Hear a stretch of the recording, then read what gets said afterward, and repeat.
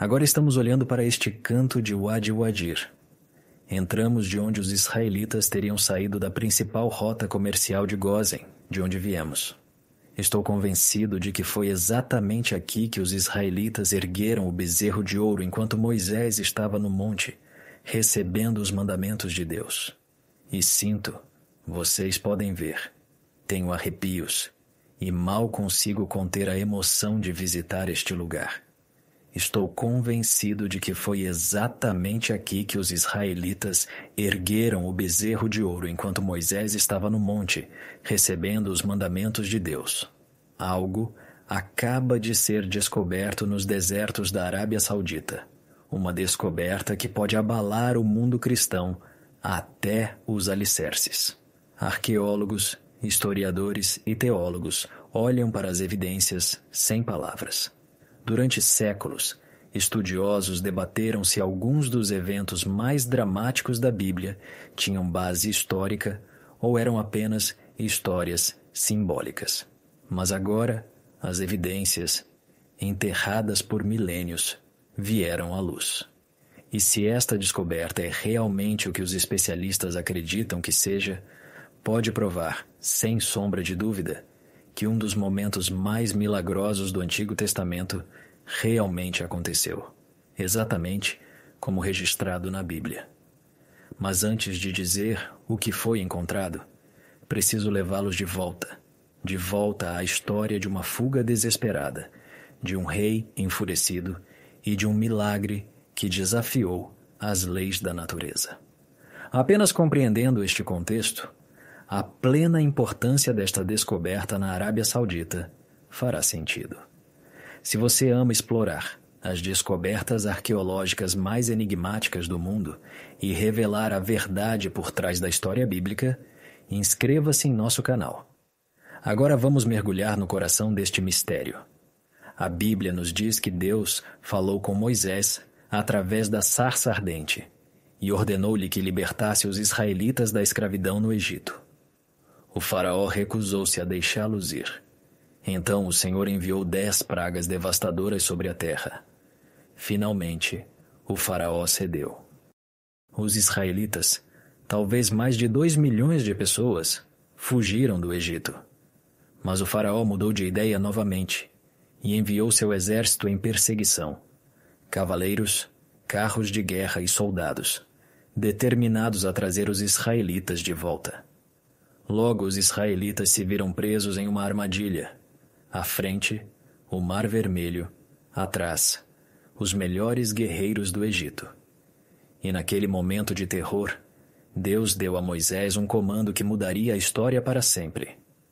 Moisés estendeu a mão sobre o mar, e o Senhor fez o mar recuar com um forte vento oriental toda aquela noite, e tornou o mar em terra seca, e as águas se dividiram. Êxodo, capítulo 14, versículo 21. 2 paredes colossais de água se ergueram de cada lado, deixando entre elas um caminho por terra seca. Os israelitas atravessaram, mas quando o exército egípcio os seguiu, Deus ordenou que Moisés estendesse a mão novamente. As águas retornaram, engolindo os soldados, seus cavalos e carros.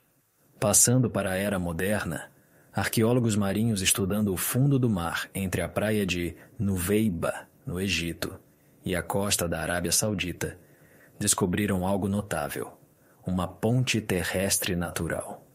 A uma profundidade de cerca de 33 metros, há uma elevação submarina suave conectando as duas margens. Esta formação difere das encostas íngremes do resto do Mar Vermelho e é larga o suficiente para permitir uma passagem em massa. Mas o mais incrível ainda estava por vir. Mergulhadores relataram formas cobertas de corais que lembram assustadoramente rodas de carros de guerra. Algumas redondas, outras claramente mostrando raios. Na análise com detectores de metais, foram descobertos vestígios de antigas ligas de bronze e ferro. Ex-caçador de tesouros e pesquisador bíblico, Ron Wyatt, começou a documentar publicamente essas descobertas nos anos 1970 e 80. Embora suas alegações tenham gerado controvérsias, Expedições subsequentes, incluindo mergulhadores independentes, fotografaram repetidamente essas formações de coral. Até céticos admitiram que a semelhança é impressionante, e o local corresponde exatamente à descrição bíblica. Após a travessia milagrosa do Mar Vermelho, os israelitas seguiram pelo deserto em direção ao Monte Sinai. Por gerações, os turistas foram informados de que o Monte Sinai fica na península do Sinai no Egito, perto do Mosteiro de Santa Catarina. Mas a Bíblia diz que após a travessia do mar, os israelitas entraram na terra de Midian, que hoje é o noroeste da Arábia Saudita. Quando Ron Wyatt atravessou da praia de Nuweiba para a Arábia Saudita, ele identificou uma montanha chamada Jabal al-Laws como o verdadeiro Monte Sinai. Ele notou o pico enegrecido, como se tivesse sido queimado pelo fogo, exatamente como descrito em Êxodo, capítulo 19, versículo 18. O Monte Sinai estava todo fumegante, porque o Senhor desceu sobre ele em fogo. Naquela época, as autoridades sauditas cercaram a área, proibindo o acesso público. Mas nos últimos anos, surgiram fotografias e vídeos deste local, mostrando conexões notáveis com as narrativas bíblicas. Ao lado de Jabal al-Laws, há um poço que a tradição islâmica, com mais de 1000 anos, identifica como o lugar onde Moisés conheceu as filhas de Jetro. Êxodo, capítulo 2. Nas proximidades há um oásis cheio de palmeiras que os habitantes locais ainda chamam de Elim, exatamente como em Êxodo 15, 27. E chegaram a Elim.